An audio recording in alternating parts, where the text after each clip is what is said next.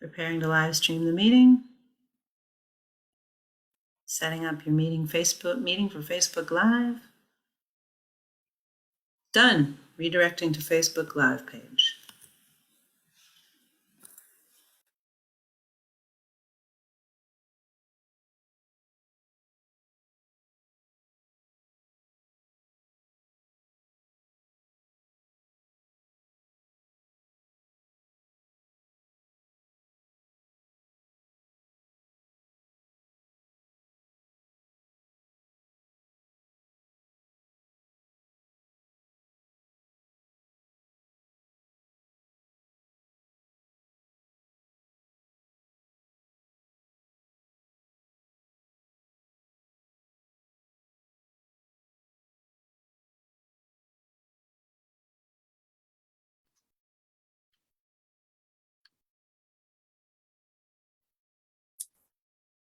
Hello, everyone. Welcome to the 12-year memorial for Keaton Otis. We appreciate folks joining us to celebrate Keaton and his life. And we are streaming here on Facebook, and we also have folks gathered at the monthly vigil site at Northeast 6th and Halsey. So we are connecting in multiple ways. My name is Walida Imarisha, and I'm with Justice for Keaton Otis. And again, we are here to honor Keaton Otis, a young Black man who was killed by Portland police May 12th, 2010, 12 years ago today. I just first want to thank the organizations that have helped Justice for Keaton Otis to hold this space, both our monthly ongoing vigil we have every 12th of the month at Northeast 6th and Halsey, which is where Keaton was killed, as well as holding this annual larger memorial. So I want to thank Pacific Northwest Family Circle, Showing Up for Racial Justice, Asians for Black Lives, and Portland Cop Watch. These organizations have been invaluable in supporting Justice for Keaton Otis and in honoring those who have been stolen from us by police violence. I really want to thank the Justice for Keaton Otis memorial planning crew. We have been figuring out in this pandemic how to make sure we are all safe as well as connected. And so throughout the pandemic, we have worked to honor Keaton while keeping everyone safe. For 2022, we have been doing a hybrid model for the monthly vigils. So it has been in-person masked as well as virtual to create space for everyone to be able to join and participate. So we are going to have some speakers this evening, folks who connected with Keaton, who knew Keaton, who loved Keaton, as well as some information about ways we are working to honor Keaton. We invite you to participate in those ways. So we invite you as folks who are watching on the Facebook live stream to submit notes for Keaton and for his father, Fred, in the comments. So notes of affirmation, notes of love, notes of support that you would want to send out into the universe for Keaton and for Fred. So please feel free to write those at any time throughout this memorial. And at the end, we will read them aloud and share them anonymously without people's names. But we want to make a space, even remotely, for us to put into existence the love and care we have for Keaton, as well as for his father, Fred. And I will remind folks throughout that we're gathering those notes. So again, please feel free to submit them at any time. So I just wanted to talk a little bit about Keaton. I did not have the privilege of knowing Keaton personally. I came to the second vigil that his father, Fred Bryant, held for him. And I've only gotten to know Keaton through the memories and the stories of those who loved him. But through those stories, through those memories, I have realized for a very long time what a precious person Keaton was and how much we lost when he was taken from us. Keaton was incredibly creative. He was an artist. He was funny. He was sweet and caring. He was a son, a father, a cousin, a brother. He was a community builder. He was a continuous seeker of knowledge. He was someone who both dreamed big and then worked hard to bring those dreams into existence for himself and for his community. Keaton was taken from us May 12th, 2010, 12 years ago today. Keaton was racially profiled, targeted, and murdered by Portland Police's then gang enforcement team. Today is not the day to go through the absolute horrors that Keaton suffered at the hands of the police. Today is a day to say his name, to honor him, to mourn him, and to recommit to justice in his name. But I do encourage everyone to learn about the utter travesty that was Keaton's story and Keaton's experience. You can look on our Justice for Keaton Otis Facebook page. You can come to the monthly vigils that we hold where we share that. So please learn that story. But today we really just want to root in Keaton and all of his wonderfulness. So we do have an ASL interpreter who is coming. They have suffered some setbacks on being here, but they will be here a little later. So you will see them spring up on the screen. We also today want to, as I said, honor Keaton. And we want to honor his father, Fred Bryant, as well, who began the vigils, the monthly vigil, the month after Keaton was murdered at Northeast 6th and Halsey, and was out there every month for years, even when his health was very poor, even when his doctors told him he should rest. Fred was out there working for justice for Keaton and for the community. And Fred, in fact, passed away in 2013 as a direct result from him working for justice for Keaton. His heart and his health could not take it. But we have continued as community and as those who cared about Fred and absolutely support the call for justice for Keaton in holding that space for his name, in his name, and for his son. So we have not missed a month of the vigil in 12 years, even through the pandemic itself. There was always at least one person who went to the corner every month, even just to draw the chalk hearts that you can see here at that spot, and put Keaton's name in it, as well as the names of other beloved people who have been lost to police violence.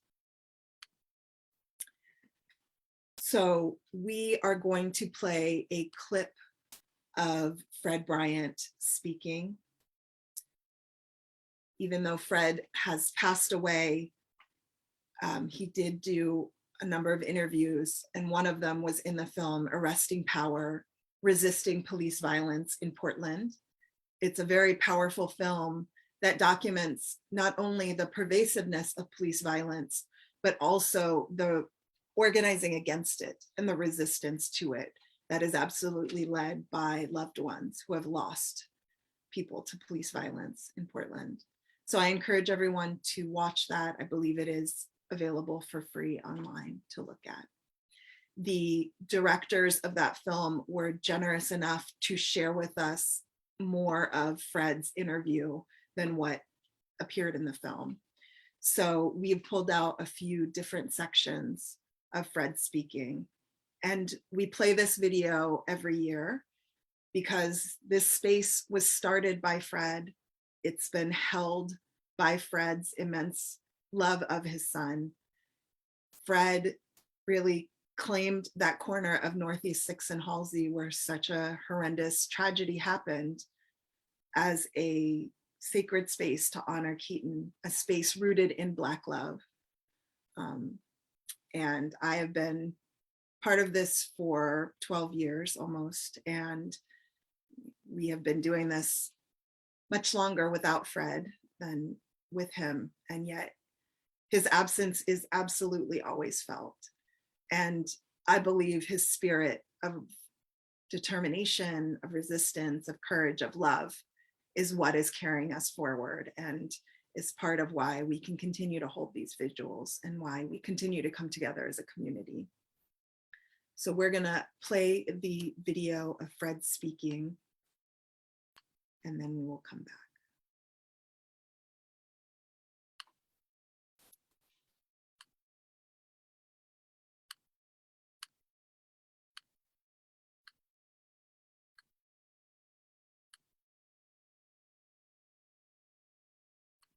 You know, we talk a lot about God in our lives because if it wasn't for God being in my life, I'd be in prison.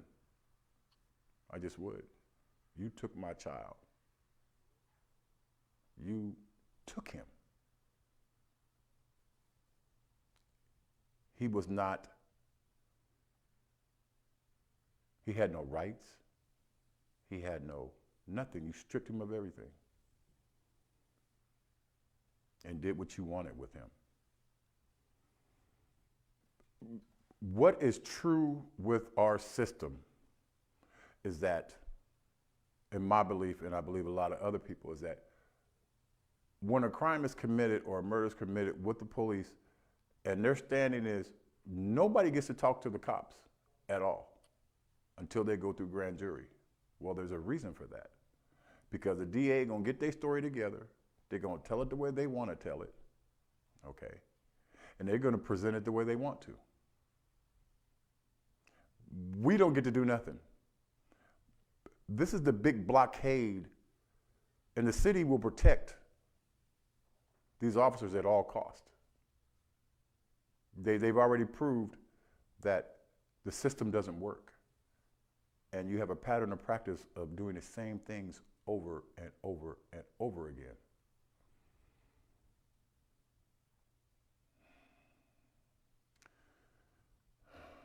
You know, some people say, you know, if something happens, don't call the police, we'll take care of it ourselves.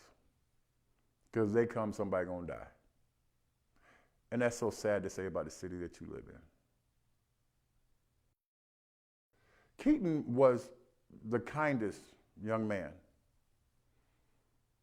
Keaton is a Capricorn.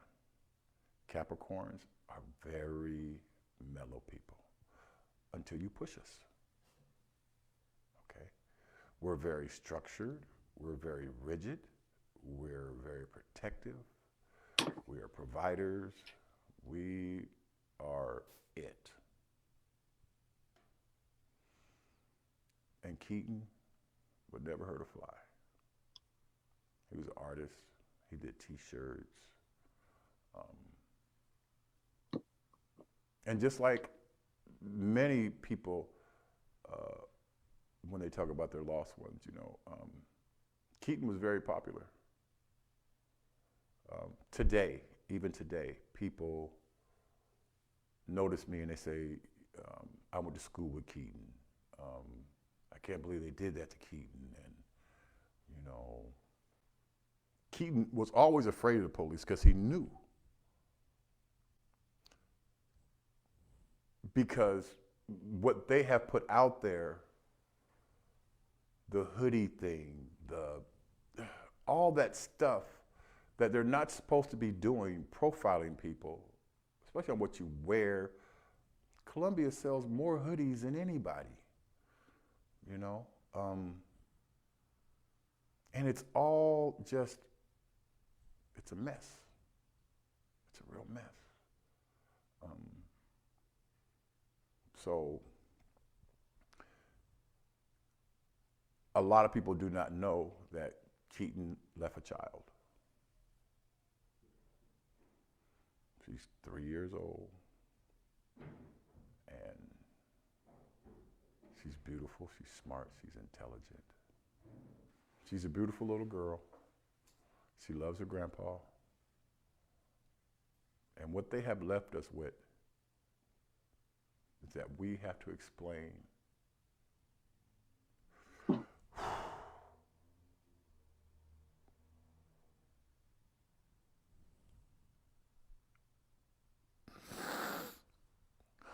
why her dad ain't here. You never get over this stuff, man. It's imprinted into your spirit and your soul. Oh, God. So now it's up to the family, to explain to what happened to her dad. And protect her from the forces that be. It wears on you. It's very heavy. And I often wonder why there's not more support in this for people like us, because if you haven't been through it, I have found, and talking to people, that we don't know what to say. And I pretty much tell them, don't say nothing, just hug me. I'm not looking for an answer from you. It's the unity part, man, that you just,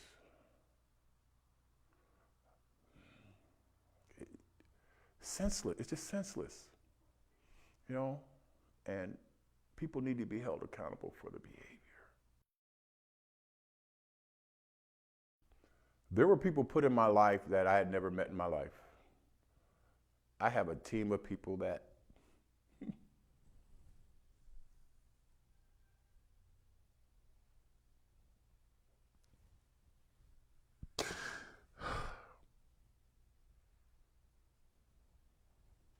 I would have been lost. Because everywhere I went, every lawyer, everything, everybody shut the door. Because they said he had a gun, and he didn't have a gun, But I have a support team of people that, when I started doing the vigils, they just came out of nowhere. Very bright people, very intelligent people. People that can peel the onion and get down to the seed, and that's what they have done. I just tried to stay calm. I'm a survivor of a congestive heart failure, and I wear a pacemaker. My volunteer work is very stressful. And I used that so I didn't have to think about what was going on. But then, I became a workaholic, a volunteer-holic, right? But it was these people that when we started these vigils and got his webpage up and did all this stuff, I keep telling, I don't know what, I would be lost. I would be lost because I don't know how to do that stuff they do. I don't know how to research stuff. I mean, I'm like hands-on guy. Okay, I see that. Okay, I can figure that out. You show me a video and I'm looking at it, I can figure that out. I've been to City Hall and I've said to them blatantly, these videos don't match. And they don't. They were altered. They know it, we know it. So, the old saying is, it's not what you know, it's what you can prove. So. When did you start doing the vigils? Oh, it was probably 2 months afterwards. 2 months afterwards when after the funeral. Because like I said, I was just lost. And the only thing I could do was just go there and just be there and hear his voice. And to hear your child say his last words in defense and obeying to the law, and your life still taken from you.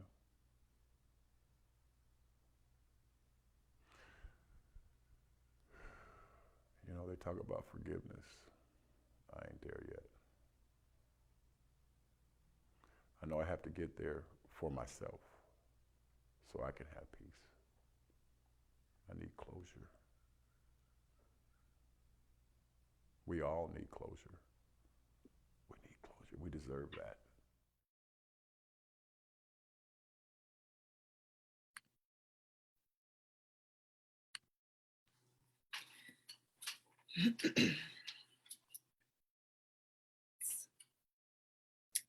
Always difficult to watch, given Fred talking about his health concerns, and that is ultimately what killed him.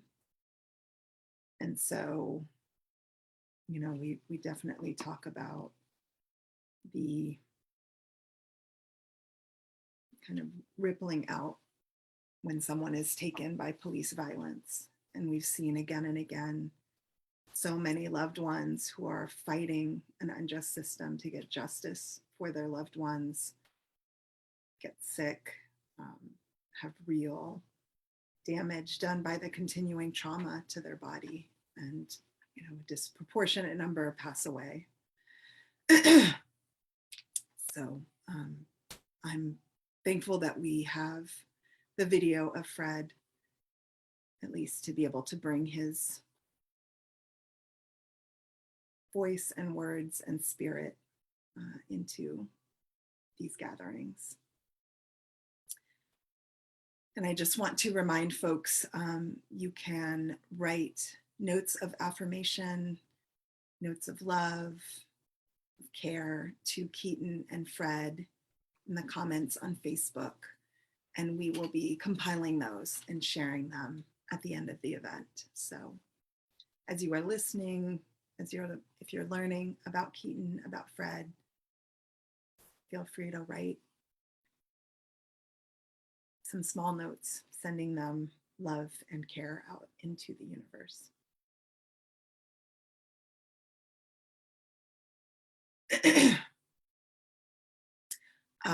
So I would like to bring out Rossi, who is with Pacific Northwest Family Circle.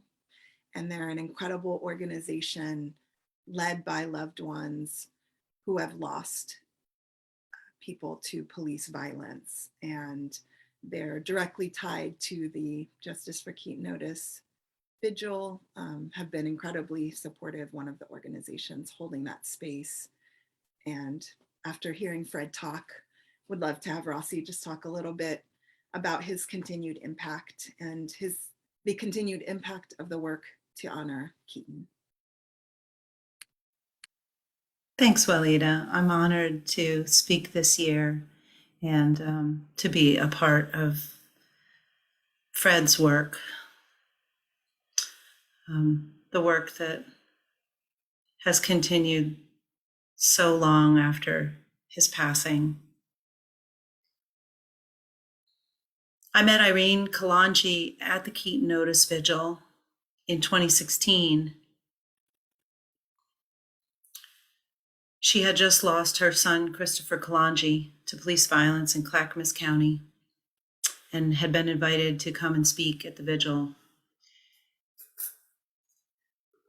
We built up a friendship month after month. I couldn't hear her story without my heart breaking and just moving right into her personal space and her heart as much as I could, because she kept moving into mine. And I think I learned much later, Walida, that that's what you did for Fred. And it's an honor to be of service to families. Fred's legacy is really evident in the way Pacific Northwest Family Circle works. We center love and grief and celebration of the loved ones lost to police violence. We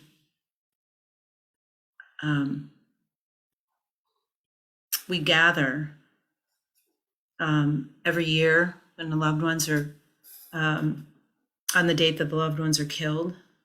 That's something we learned from Fred. We learned how to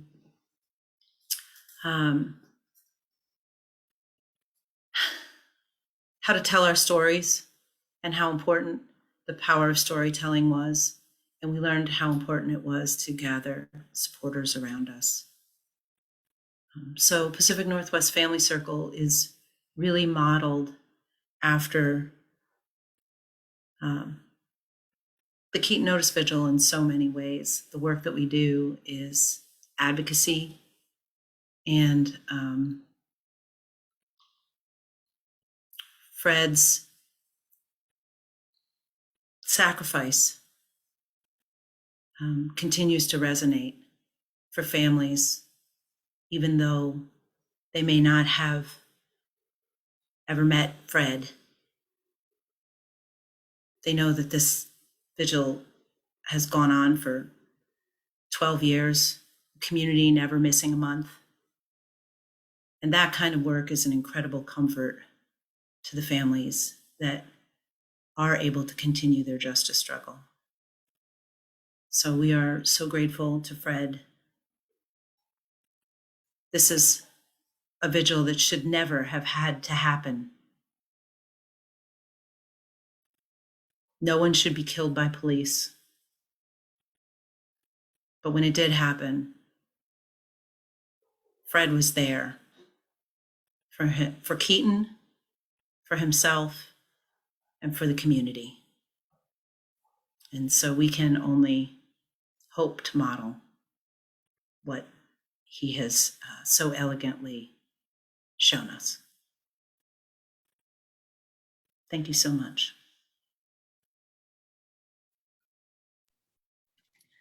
Thank you so much for sharing that, Rossi. And I'm continually inspired by the work of Pacific Northwest Family Circle,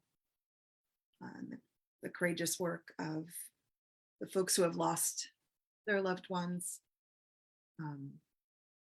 especially the parents who are doing this incredible justice work and providing leadership for the entire community when they're holding so much.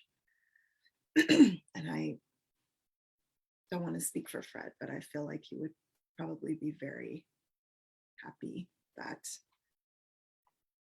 what he has done has continued for Keaton and that it has supported others as well who have suffered what he's suffered.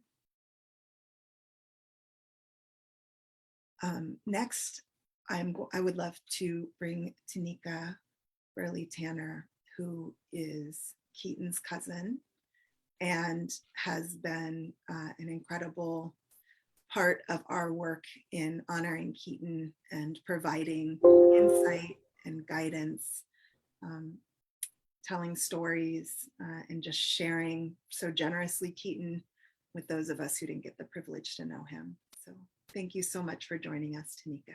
You're very welcome. We're blessed to be here. So I prepared a statement on behalf of the Burley Sanders family, so I'm going to get right into it. Good evening, everyone. Greetings from the Burley Sanders family here in Edmonton, Alberta, Canada. We are honored to take part in this event and share with you who Keaton was to us. Before I begin, I want to thank Sharita Town and Walida and everyone who's been a crucial part in making this project a reality. Who was Keaton Dupree Otis? Keaton was the second oldest amongst those 10 cousins. We grew up as if we were all siblings. The summers and holidays we spent together between the United States and Canada were full of laughter, love, and creativity. Keaton was a born visionary. As far back as I can remember, he always spoke of a successful future for himself and our family. His first business idea was a clothing line called Commerce. As I reflect on the time that Keaton lived with us in Canada, I think of the times we sat around the table and Keaton would show us his sketches for Converse fashions. Keaton's vision for his clothing line was an urban street culture vibe. And he loved FUBU, and he loved the spirit of Black entrepreneurship. Keaton was proud of the African-American culture and was aware of the global impact of the African-American influence and struggle worldwide. Another one of Keaton's hobbies was cooking. Keaton loved to cook. Just picture it. After coming home from school, you would find the TV tuned into the Food Network with the Diplomat playing in the background, and Keaton in the kitchen preparing exotic food combinations, such as hard-boiled eggs and fish. I would say to Keaton, how could you possibly eat that? And his reply would be, hush, you know you want to try some. I want to give the listeners a brief background on whose Keaton Canadian family is. Keaton's grandmother, Mary Burley, was born in Arkadelphia, Arkansas in 1935. Our grandmother, along with her 5 children, immigrated to Canada in 1969. The Burley family settled in the Macaulay community in Edmonton, Alberta.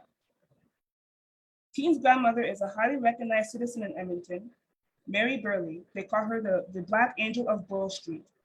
And she has been honored in the city of Edmonton with the Mary Burley Park, and Proclamation Day on July 13th is Mary Burley Day. Keaton is the second eldest grandchild of Mary's and had a special place in my grandmother's heart. Keaton is loved and missed dearly by all his cousins, aunties, and uncles. Keaton had a very close relationship with my brother, Joseph Tanner. They are exactly a year and 1 day apart. A year after Keaton's death, Joseph honored Keaton's memory by naming his middle child Isaiah Keaton. The Burley Sanders family supports the unveiling of Keaton Otis' memorial on July 12, 2022. We are a family with great faith. We strongly feel that it is God's plan to see the Keaton Otis memorial come to light. What we hope is that Keaton's life will be remembered and honored. Thank you so much for having us today. Thank you so much, Tanika. That was beautiful. And I appreciate so much the stories you share about Keaton. And I was laughing, crying when you were like, he's like, you know, you want to try some. Wonderful. Thank you, guys. Thank you. And it's, you know, wonderful to know the history, the people that Keaton comes from, and where he learned and connected with the idea of focusing on community and building. He clearly comes from it, for many generations of it. And we will talk more later about our July 12th unveiling of the first phase of the Memorial Art Project for Keaton, but we hope everyone will be able to join us for that. Next, I would love to invite one of Keaton's childhood friends and connections, Fabian John, to share some words. Fabian is also a wonderful hip hop artist here in Portland, Oregon, and has shared his words, his memories, his work with us at different memorials in the past. So thank you so much for being with us again, Fabian. Yes, hello. I just want to make sure you can hear me. We can hear you, but we can't see you. Oh, okay, it says I don't have permission to start my video. Oh, Let me get on that. Give me a moment. Okay.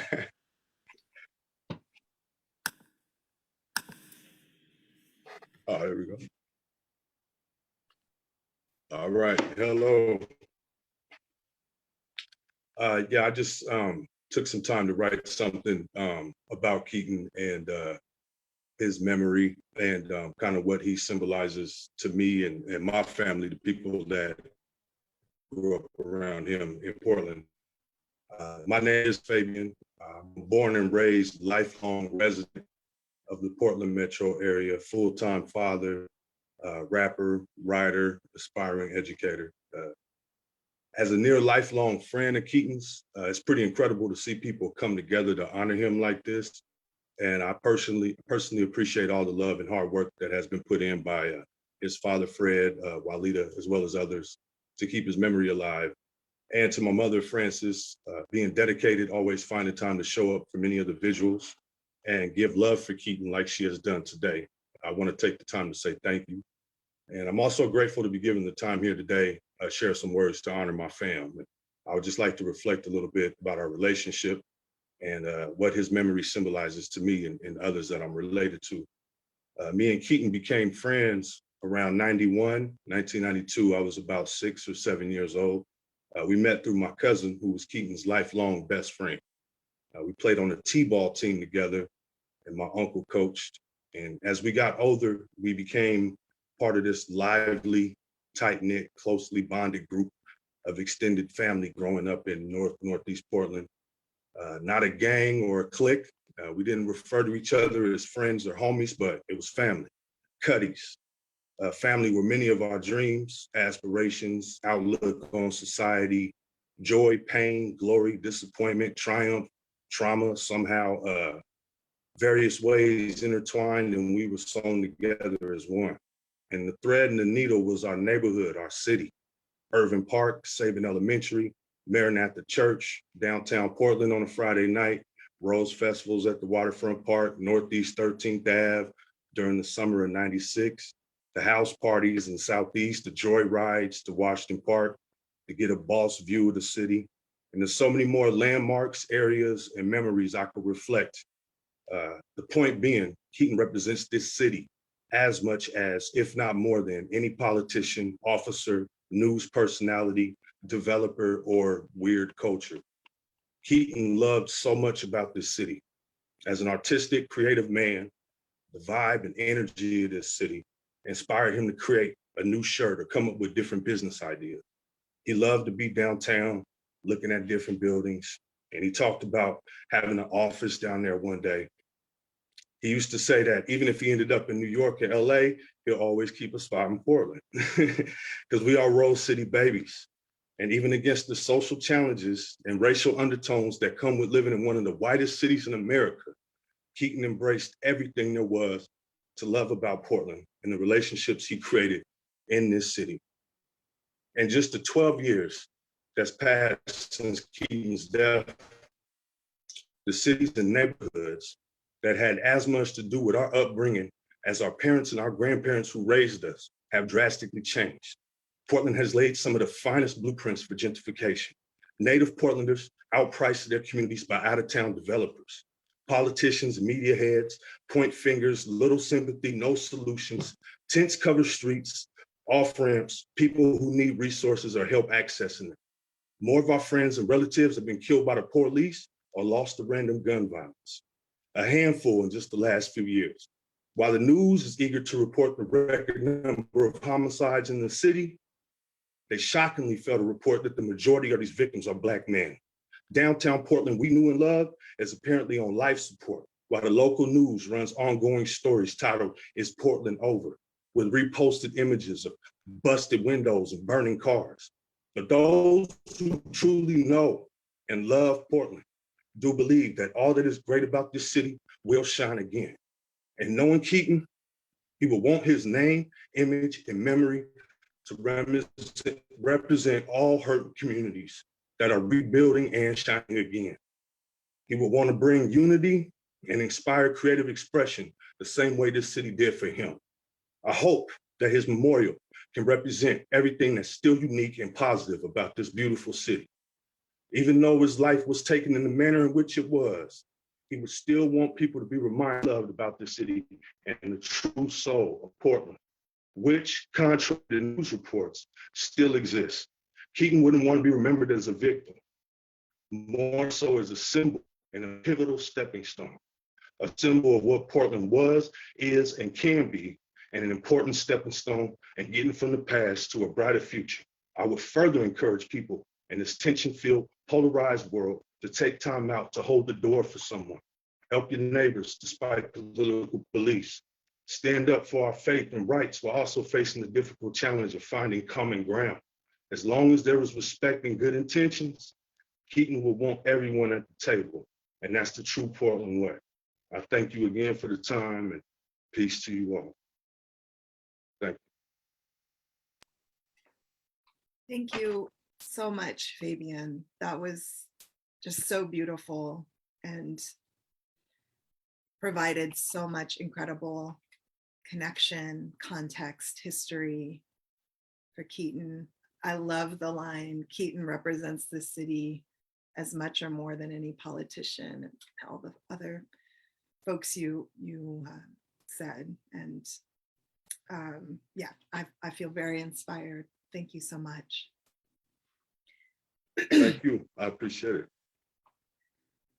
So both of our speakers have mentioned the Keaton Otis Memorial Art Project. And so I'm going to invite a brilliant artist, community builder, innovator, just one of my favorite people and geniuses in the world, Sharita Town, who has been the one guiding this process artistically. And we are nearing it coming into completion after a number of years in process. So excited to turn it over to Sharita so she can share more about where we've been on memorializing Keaton concretely and where we're going.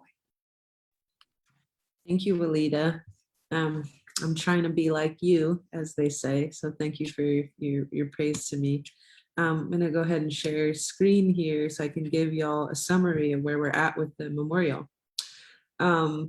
So after like 8 different iterations of design, you know, some in person in the basement of a church, some making a hotline where people can leave a voicemail, some within the context of an exhibition where folks could like see the video that we saw at the beginning of Fred and leave ideas or leave what was important to them. Just after all these phases of community feedback, last year we had 3 final visioning sessions through Zoom.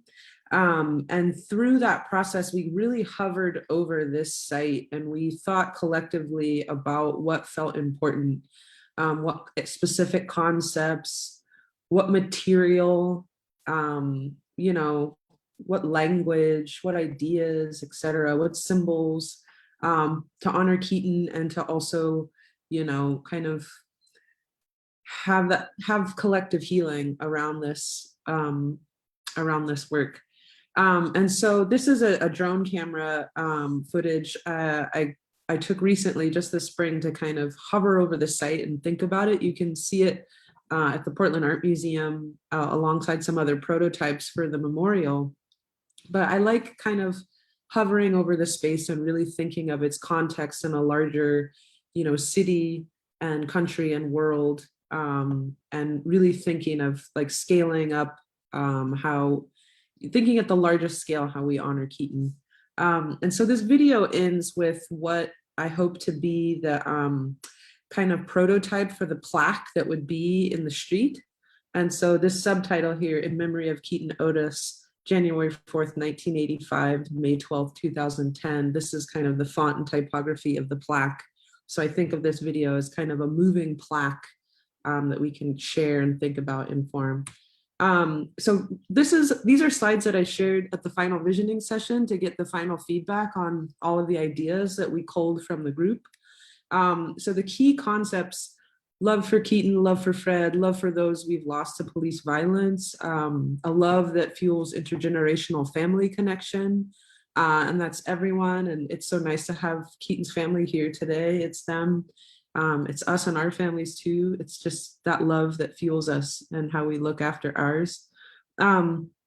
Also a love that fuels ongoing fights for justice, healing, and Black survivance, and a love that inspires action. So a love with grit and justice at its core.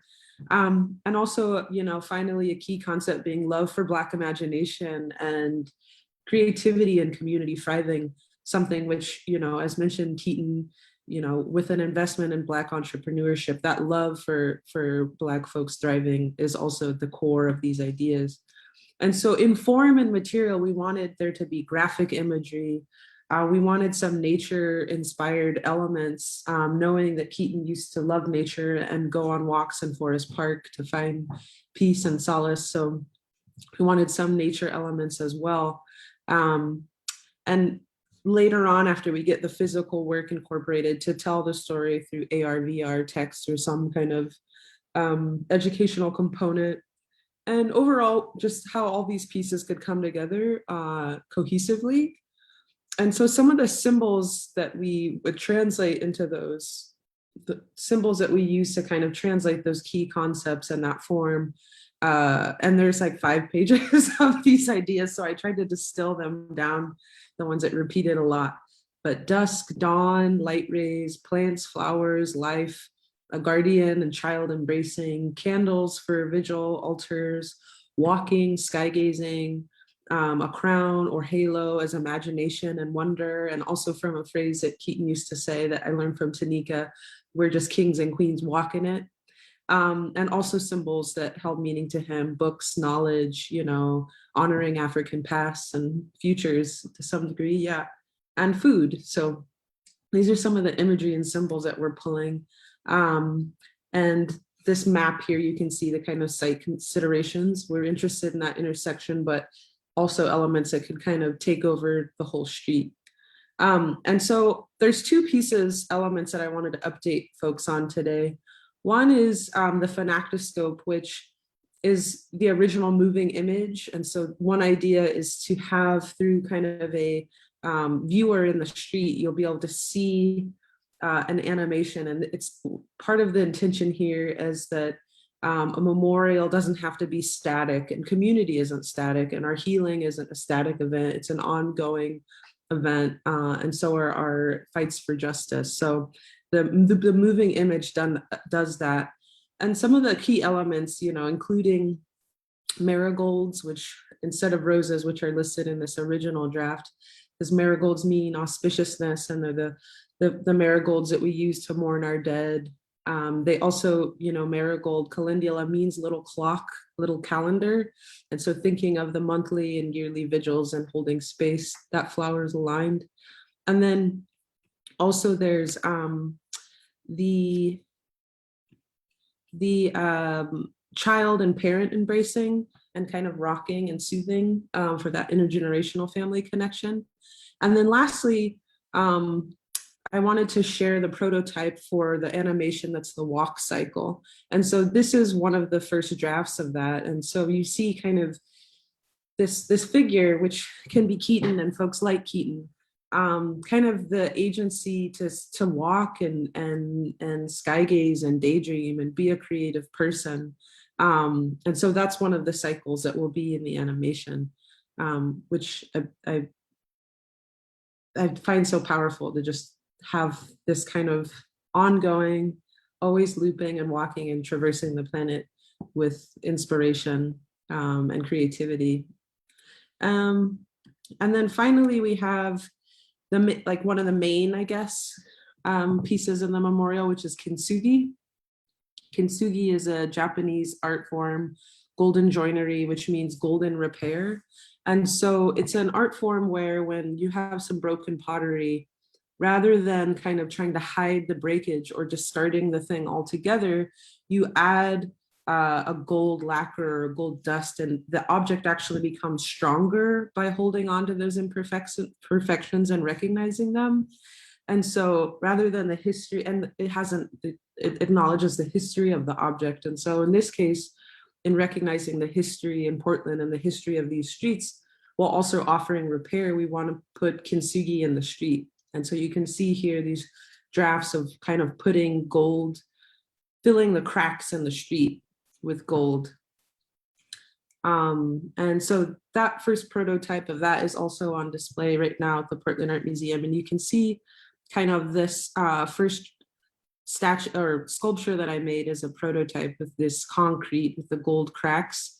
For this display in particular, thinking of, you know, Keaton loving nature in Forest Park, I put a video taken in Forest Park under it as well to kind of show the nature and kind of the heart under this place. I and we've talked about, in the future also having some plaques in Flores Park, because we also want to celebrate the places that gave Keaton life as well, as this site. And so lastly, if you want to help in some way with this public arts installation this summer, this can be, being one of the folks that help puts the gold in the cracks or helps with some of the prep work. Please just message me directly. I would love to hear from you. We're happy to work with anyone that wants to help us finish the main big phase of this artwork.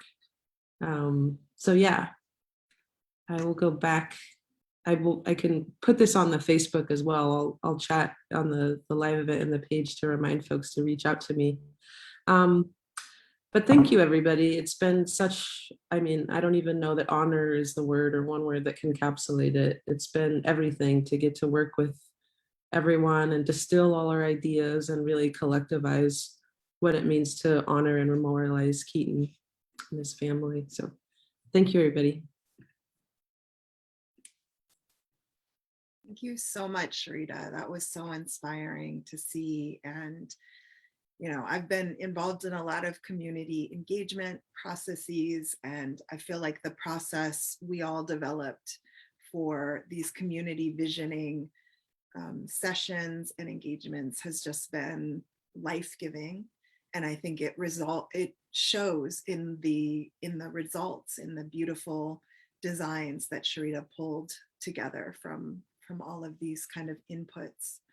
And I hadn't seen the video of the drawing of Keaton walking in. It was beautiful. I'm so excited to think that iteration of Keaton will be always moving and has the little kind of symbols of all of that he was thinking and planning and putting together. So please do contact Sharita if folks want to be involved. You can also reach out through the Justice for Keaton Otis Facebook page that you are watching on, and we will connect you with Sharita as well.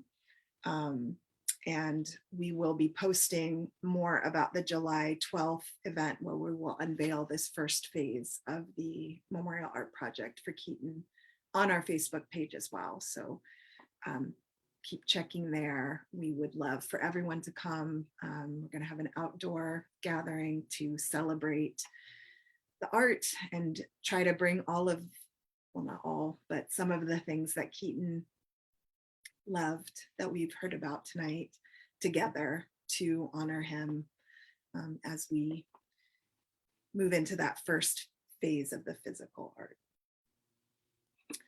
So I am going to invite some amazing folks who are going to be reading some of the affirmations that y'all have been posting on Facebook for Keaton, for Fred.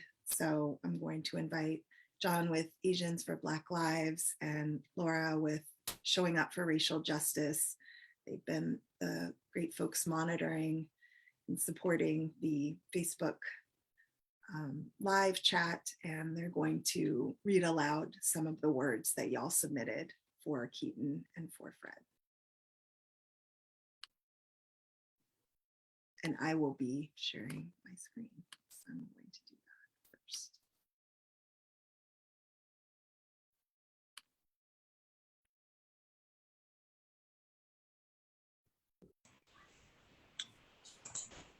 Fred, we will continue to let your love for Keaton grow. Your fight for justice inspires me in this work. So wonderful. Oh, please go ahead, Laura. sorry. So wonderful to see and hear Fred in the video clip. It reminds me of Fred's big heart and determination. I miss him deeply. Thank you for offering an ongoing sacred space to honor Keaton, Fred, and others who were taken. Keaton and Fred, you have become anchors for community memory. Forgetting has great power to wear away the real humanity of specific people, and you help us stand against that power, something we need. Years after his death, Fred and Keaton continue to infuse the community with positivity and love, even as we struggle for justice. Sending love and care out into the universe for Keaton, Fred, and their family. Thank you for holding this space for them. To Fred and Keaton, thank you for your love, care, spirit, insight, and wisdom, and all this has created to build an intergenerational movement. We honor and remember you.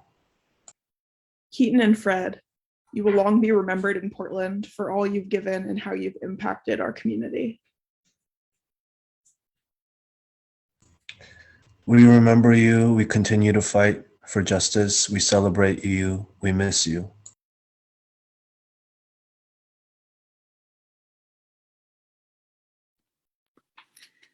Thank you so much, John and Laura, for giving voice to those words. Thank you to the folks who wrote in and shared those really beautiful messages of love and affirmation and care.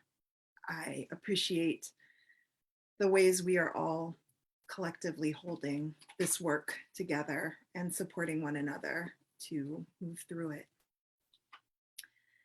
I really appreciate everyone coming and spending time with us to remember Keaton and what a wonderful human being he was and the impact he is having. It is not a past tense. It is a very engaged, active, ongoing impact. I think, as Fabian said, Keaton represents the city and he is continually changing the city for the better because of his spirit, which obviously helped to fuel Fred's spirit and has fueled all of us. We are, I'm going to share a final slide. What can you do after this to continue the work to honor Keaton and to fight for justice for him? So definitely like Justice for Keaton Otis on Facebook. That is our main way of sharing updates and letting people know what's happening. And we have big things coming in a couple months, as Sharita shared with you. So we want to make sure folks know about that. We have a monthly vigil flyer also on our Facebook. So please feel free to share that. Again, we are doing a hybrid model for the vigil. So you can share that and tell folks to, if they want to attend however works for them. And we also always say for the monthly vigil, sometimes folks apologize for not being able to be there every single month. And, this space is a space created out of love and care, and it will be here until we get justice for Keaton. And so the space is here and folks kind of come regularly, have to step away, come back, and we're still here. I myself have had to step away and come back for different reasons. And it's beautiful to know that there are others who will pick up that work and hold that space. If you're sharing anything, please use the hashtag Justice for Keaton Otis to let folks know we're still fighting for Keaton. And then please do join us July 12th for the Memorial Art Project unveiling, which will be at the Vigil site at Northeast 6th and Halsey. We're still finishing details for that. It's a few months away, but we wanted to make sure folks knew that's our next big thing, obviously in addition to the monthly vigil. So we, again, hope to celebrate Keaton and hope everyone can join us. And then absolutely join us for our monthly vigils. Every 12th of the month, 6 to 7 p.m. We are continuing the hybrid model. So you can join us virtually or in person with masks, whichever you feel most comfortable with.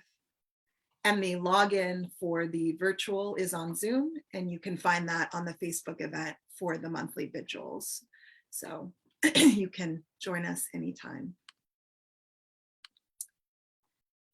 Again, I want to thank the organizations that have helped to hold this space, the memorial space, as well as the Justice for Keaton Otis monthly vigils, Pacific Northwest Family Circle, Asians for Black Lives, Showing Up for Racial Justice, Portland Cop Watch. I really want to thank Keaton's loved ones and our community members who shared tonight. It has been beautiful, and the reflections from the people who knew him are so imperative for us to remember that these names of people who have been lost represent real human beings, lovely, beloved human beings. They're not just slogans, they're not just chants. They are beloved people who have been taken from us. And it's important for us to make sure we're remembering the people, not just what police and the system did to them.